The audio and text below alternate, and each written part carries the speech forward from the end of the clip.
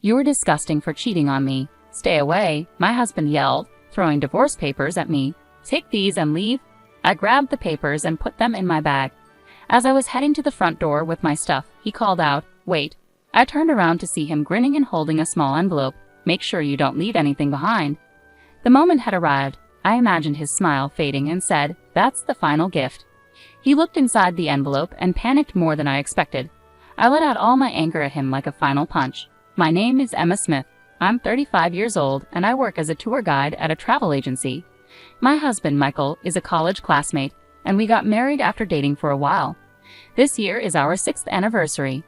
Recently, the travel industry has struggled, but things are starting to get better, and people are traveling more.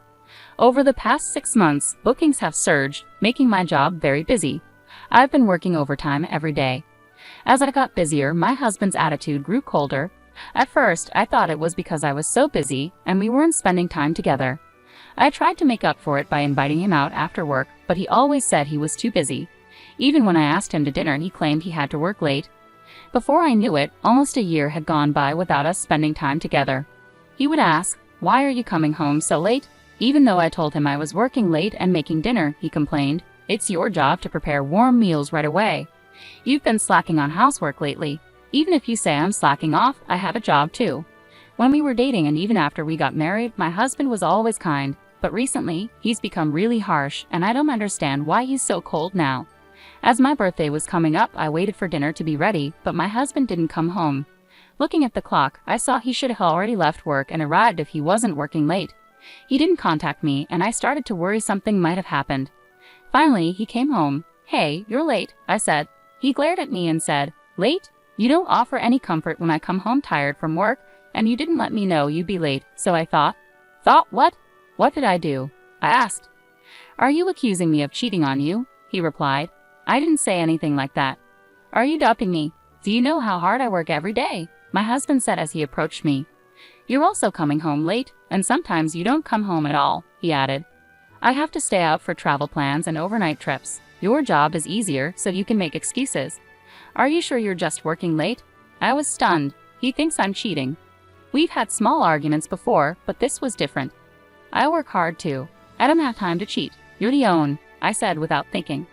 "Are you accusing me of cheating?" my husband yelled, slamming his bag on the floor. "Where's the evidence that I'm cheating? Do you have any proof?" "If you do, show me," he said, walking loudly toward the bathroom. Why is this happening? I sank to the floor with a big sigh. Does he not love me anymore? As anxiety hit me, I noticed his bag. It was zipped but only halfway closed, and I could see a bit inside. I decided to look inside the bag. There was a long box wrapped in pink paper with a ribbon. It looked like a birthday present.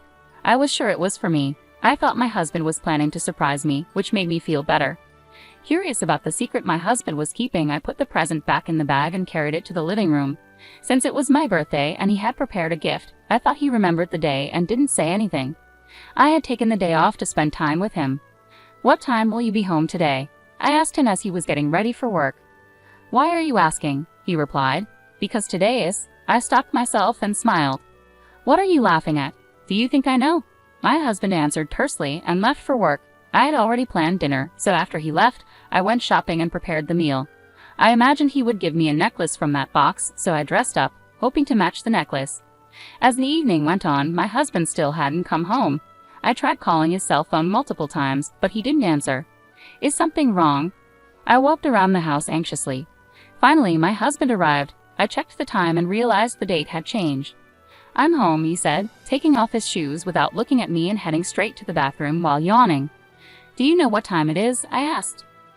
"No, you don't know," he replied. "Do you know what yesterday was?" I ran up to him and asked. I said I don't know. He finally turned around and saw me in my beautiful dress. His eyes widened in surprise. "Did you know yesterday was my birthday?" I asked quietly. "No," he replied just as quietly. "I can't believe you forgot. We've always celebrated together," I said. I was so upset that tears almost started to fall. I tried hard to keep them in, but I couldn't. "But you didn't tell me," I said. "Of course I forgot. I thought you remembered. You even got a present ready," he said. "What present?" he asked, looking confused. "I saw a present that looked like a necklace with a ribbon in your bag," I explained. My husband was furious when he heard this. "Did you look inside my bag without asking?" "No, I didn't look without permission." The zipper was halfway open, so I just glanced inside. "You're unbelievable. You went through my stuff without asking," he shouted, hitting the wall in anger. "You really have no manners." With that, he slammed the bathroom door shut. The next day at work, the women were chatting together. Jennifer Williams, a junior employee who was 3 years younger than me, was tall, striking, and popular for her great personality. She was showing off something to everyone. "Yesterday was my birthday, and I got this from someone I like. Isn't it beautiful?" Jennifer said, proudly displaying a necklace to the other junior employees. It was my birthday too, but it felt so different. Remembering the fight with my husband the day before, I felt sad as I sat at my desk. "Good morning. Look at this. It's beautiful, isn't it?" Jennifer said to me. "Oh, yes, it's lovely," I replied with a forced smile. Since my birthday, my relationship with my husband kept getting worse. We barely spoke when we were home, and he came home even later. I didn't know how to fix things or what would happen next, but despite my personal troubles, work was going well. The company was recovering, and bookings were coming in strong. I focused on my job to try and forget about my husband.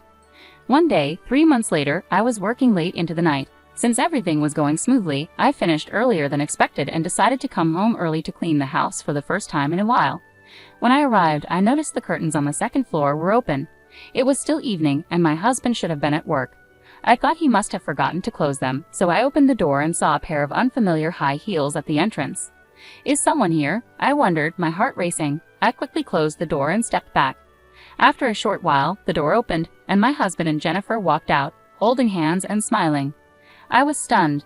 Not only was my husband cheating on me, but his partner was Jennifer, a junior colleague from work. The smile on my husband's face was one I had never seen before. Why, I thought, seeing Jennifer's necklace, the same one she had shown off at work.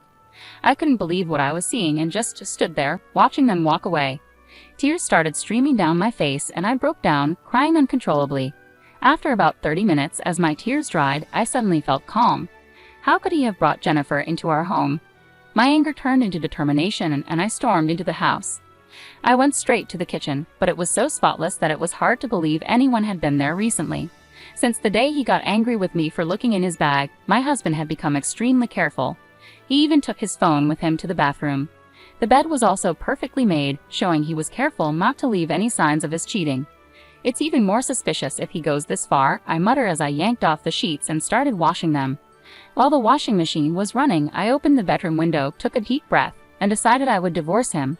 The next day, I began gathering evidence of his infidelity to secure a fair settlement. Since I thought I wouldn't be able to get anything from my cautious husband directly, I tried to follow Jennifer when she left, hoping to catch them in the act. However, I didn't manage to get any useful pictures, so I hired a private detective to collect evidence for me. The detective agency said they would need a month to gather evidence, so I waited patiently. During that time, whenever I came home late at night, my husband would shout at me, saying things like, "Why are you so late? Were you with another man? You can't even cook a decent meal. You're useless." I kept my composure and thought to myself, "I'll remember this," but I didn't argue back. Finally, the day arrived. I came home late from an overnight bus tour job because of traffic. As expected, my husband glared at me with a fierce expression when I walked in. "Hey, don't come any closer," he said. "Why?" I asked. "You were cheating, and that's why you're late." "No, I was stuck in traffic." "Don't lie to me," he snapped. He pulled out a piece of paper from the drawer. "You were cheating anyway. Don't come here with your dirty body." He spread out the paper, revealing it was a divorce notice. "Get out of this house right now. I'll make sure we get compensation," he said with a smirk. "I understand. We'll get a divorce," I said, feeling the moment had finally arrived. I took the divorce papers and was about to leave with my belongings. Just then, my husband said, "Hey, don't leave anything behind."